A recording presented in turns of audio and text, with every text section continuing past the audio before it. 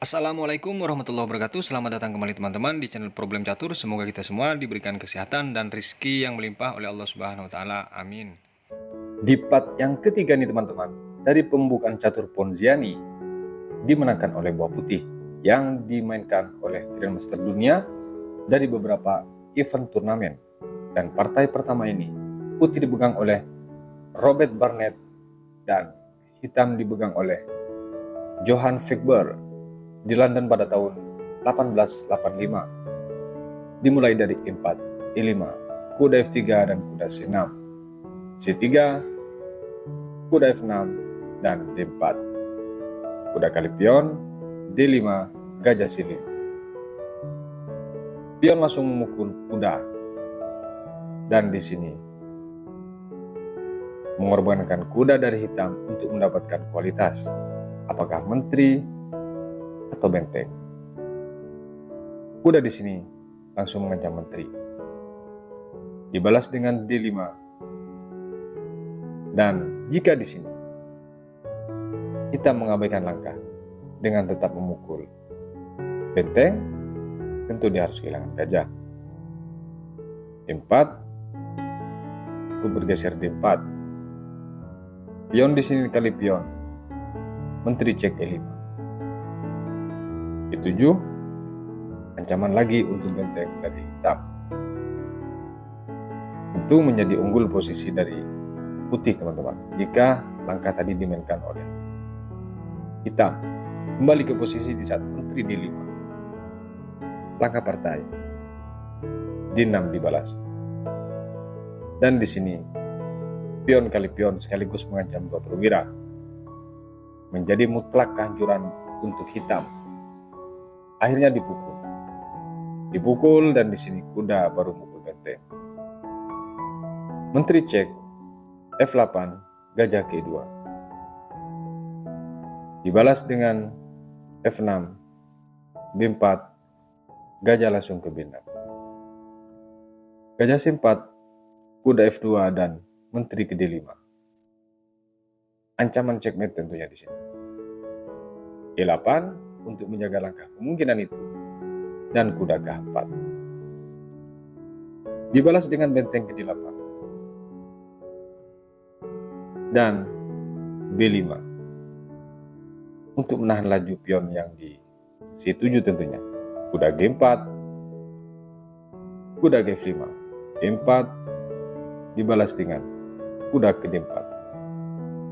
Ancamannya adalah cek yang tidak bisa ditutup kecuali harus menghindar. Di sini gajah langsung memukul kuda karena sangat berbahaya. Pion kali gajah dan kuda di sini lagi-lagi mengambil pion yang di H2. Gajah ke F4, kuda ke G4. Dibalas dengan kuda C3, G5 dan di sini langsung gajah memukul G5 teman-teman. Perhatikan, diberikan begitu saja gajah ini untuk membongkar pertahanan dari hitam. Jika di sini diterima teman-teman, maka akan berdampak seperti ini. H5, E2, E7, F1 cek. Masih bisa menghindar E8, G6 cek. Masih bisa lari ke D7, F5 cek. E8, D5 dengan mengancam menteri dan D7 mengajak pertukaran tentunya. Menteri G6 cek. Tidak bisa ditutup tentunya. Langsung checkmate. Tapi karena tidak ada langkah lain, maka tetap harus ditutup dan itu tetap checkmate. Kembali ke posisi di saat gajah di sini mengorbankan kepada pion. Langkah partai dari hitam memilih menteri ke H5. Langsung dibalas dengan gajah ke H6 cek. Pilihannya sangat sulit. Kalau dari hitam ini memukul gajah, apakah dengan kuda atau menteri, tetap akan checkmate. Karena susahnya pilihan langkah ini teman-teman. Dari hitam langsung menyerah. Tidak ada langkah yang bagus di posisi ini. Bagaimana kalau di posisi ini raja bergeser ke E8 misalnya? Maka di sini adalah checkmate. Bagaimana kalau di sini dipukul dengan kuda? Menteri hilang. Bagaimana kalau di sini menteri yang mukul? Maka di sini checkmate. Makanya di posisi gajah di sini yang tidak dihitung oleh hitam langsung menyerah teman-teman. Dari hitam kita lanjut ke partai berikutnya. Di partai yang kedua ini teman-teman, putih dipegang oleh Sarafino Dubois dan hitam dipegang oleh Julius Riveri di Match Cup pada tahun 1855, dimulai dari 4 E5 kuda F3 kuda C6 C3 kuda F6 D4. Kuda di sini kali dipukul dan di sini D5. Gajah ke E3 dibalas dengan gajah C5, gajah B5, gajah langsung kali gajah. Dipukul oleh pion, kedua pemain sama-sama rokade teman-teman. Gajah di sini G4 dibalas dengan gajah kali kuda. Dipukul dan di sini menteri ke-4. Menteri ke D7 dan kuda ke D2. Kuda langsung kali kuda. Dibalas kuda kali kuda, gajah ke E2 dan benteng ke F2. Gajah B5 lagi-lagi balik mengancam dia. Menteri ke H4. Bertukar posisi antara gajah terang dari hitam dan menteri putih teman-teman. Menteri ke-6 kuda F3 dengan maksud melindungi pion. H6 dibalas oleh hitam dan di sini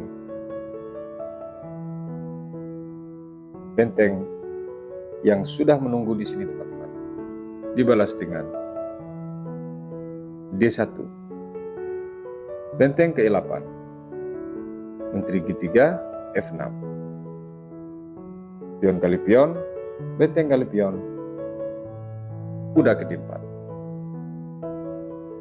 Tentu di sini mengajak pertukaran dari putih teman-teman. Tapi di sini dari putih tidak memilih dengan memukul benteng, melainkan memaksa pertukaran dengan menteri dengan memukul pion E3. Menteri kali menteri dan benteng kali menteri. Dipukul benteng dan di sini dipukul oleh pion. Kuda langsung memukul gajah, dipukul oleh pion. Benteng kali pion. Dilanjutkan benteng E5. Takut kehilangan tentunya, maka di sini benteng kali benteng. Kenapa tetap memaksa peraduan? Karena takut rugi pion tentunya dari hitam. Pertanyaannya, apakah itu langkah terbaik untuk permainan akhir? Kalau kita lihat susunan buah ini, tentu bagus dari putih teman-teman, walaupun secara pion sama. Baik, kita lanjut ke partai. Dipukul benteng ini oleh hitam, raja F2. Ini betul-betul bermain tempo yang masuk ke permainan akhir. F7 raja, F3. C5 dibalas dengan E4. Wajib dilindungi tentunya. E6 dan disinilah kekalahan tempo dari hitam. Karena dia harus menjaga pion yang di E5 tentunya. E4 dibalas dengan D4. C4 dibalas dengan H6. H4 di posisi ini dari hitam menyerah. Kok bisa menyerah? Pion sama tentunya. Inilah yang dimaksud tempo kalah daripada hitam teman-teman. Gimana kekalahannya? Baik, kita analisa. Jika di sini langkah pion A5 daripada hitam akan datang B3. Didorong sekali lagi tentu akan dimakan. Kalau di sini D6, maka di sini F5. Raja masuk dan pion ini harus jatuh. E4 tentu akan dipukul. Sementara hitam tidak dapat balasan apa-apa. Kembali ke posisi di saat H4, kenapa menyerah? Kalau B3 akan datang pion kali pion. F6 maka D5 jadinya. Kalau di sini ke G6 untuk memaksa pertukaran, pion hilang. Sekarang sudah jelas, kalaupun di sini ke H5, cukup G5. Yang mana pion yang di pinggir sayap menteri akan habis semua, teman-teman. Makanya di posisi H4, putih langsung menyerah. Kita lanjut ke partai berikutnya. Di partai terakhir nih teman-teman, dari pembukaan Ponziani yang dimenangkan oleh buah putih, putih dipegang oleh Dragulov Velimirovic dan hitam dipegang oleh James Mekal di Rio de Janeiro Interzonal pada tahun 1979. Dimulai dari E4, E5, kuda F3, kuda C6, C3, kuda F6. D4, kuda kali 4, D5, kuda K7, kuda di sini kali pion. Kuda G6, menteri D4. Setelah mengancam kuda ini, jika di sini teman-teman, dari hitam memilih untuk menghindar F6 kuda, maka akan datang langkah seperti ini, dipukul kuda, dipukul pion, dan gajah C4 untuk menjaga pion sekaligus persiapan rokade. Jika itu cek, cukup E3, menjadi rapi posisi dari putih teman. Kembali ke posisi di saat menteri D4, menteri F6 dibalas. Dan di sini menteri kali kuda, menteri kali kuda, dan di sini langsung terjadi pertukaran. Kuda D2, D6, kuda C4 mengajak pertukaran, diterima. Dipukul oleh gajah, gajah E7, dan kedua pemain sama-sama rokade. Benteng E1, gajah F6, A4. Dibalas dengan A6, A5, gajah D7 dan gajah K3. Benteng K8, F3. Benteng K7, raja F2 karena persiapan dari hitam menyusun benteng. Benteng E8, gajah ke A7, dan dibalas dengan gajah ke E5, G3, G5, dan benteng ke E2, F5, dibalas dengan benteng ke E1. Dilanjutkan dengan raja F7, gajah D3, gajah B5, dan di sini langsung dikorbankan teman-teman. Langkah ini bertujuan mengorbankan sangat pelik. Setelah dipukul, kalau lanjutan langkah ini benar daripada hitam, maka menjadi bahaya. Namun ternyata dia gajah kembali, dia ke F6. Tidak memaksa mendorong pion. Seandainya di sini hitam memaksa dengan mendorong pion, pion kali pion, pion kali pion, dia harus bergeser. Akan datang langkah cek. Menjadi posisi bagus untuk hitam, teman-teman. Walaupun terjadi pertukaran saja, namun posisinya masih unggul hitam, teman-teman. Kalaupun dipukul di sini, dipukul. Perhatikan pion yang dari putih ini bertumpuk, teman-teman. Jadi kemungkinannya remis ada kalau hanya sisa satu gajah. Kembali ke posisi, karena langkah ini tidak dilanjutkan oleh hitam, dia memilih dengan gajah ke F6 dan dibalas dengan gajah ke D4, gajah ke E5, B3. Menjadi sangat kuat posisi F6, F4, didului tentunya. Dipukul di sini, dipukul oleh pion, dan cek, dipukul, dan di sini dipukul cek, dipukul, benteng keempat masih mencoba bertahan di sini. Benteng kali benteng dipukul oleh pion, dan di sini E3 berharap menang tempo tentunya dari hitam. F5, B4 dibalas dengan H5, H4. Tentu di sini ada sedikit peluang yang cukup bagus untuk hitam masuk ke G4. Itu kemungkinannya.